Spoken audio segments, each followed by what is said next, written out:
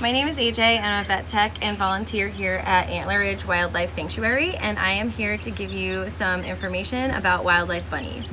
So first and foremost, if mom does her job correctly, you should not see her. We get a lot of concerned phone calls from people finding nests in their yard that they swear mom is not taking care of, but then when we get them brought to us, their bellies are full of milk and they're in great shape and mom's doing a good job. So mom's job is to stay away from the nest so that predators do not know where that nest is, so that her babies can survive.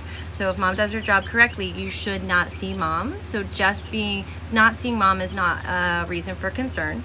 However, if you get a disrupted nest, like your dog disrupts it or doing yard work you disrupt, there's two things that you have to keep in mind. If the rabbits don't have any injuries and are good, then you can put the nest back together, accumulate whatever fur and things that she had made in there for her, and put the bunnies back. Mom will not reject them, even if they smell like humans. That is a myth.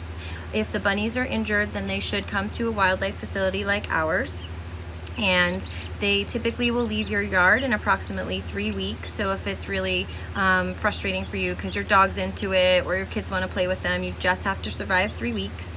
We do want to keep the bunnies with mom at all possible, because even if we do things 100% by the book and correctly, we can really only get 40% of them through their neonate or baby stage, because mom is just that much better at this than we are. Another thing to keep in mind is their main diet when they're getting weaned off of mom's milk is clover in the yard. So, and mom also eats a lot of clover in the yard to be able to produce enough milk for the buns. So it is important to try and not use harsh chemicals or pesticides containing things like glyphosate.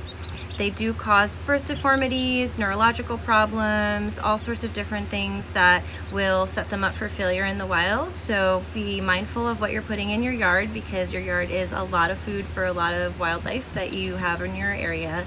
And they're about approximately the size of your palm when they're able to be released, or when they no longer need help from anyone. And you can also tell because they won't have the little white dot on their head.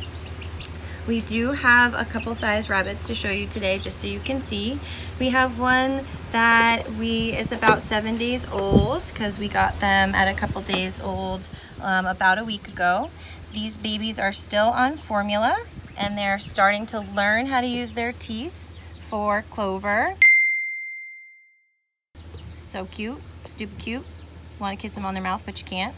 And they are also learning how to jump, which is my favorite stage, because it's the bun version of look at how fast I can run in my new sneaks.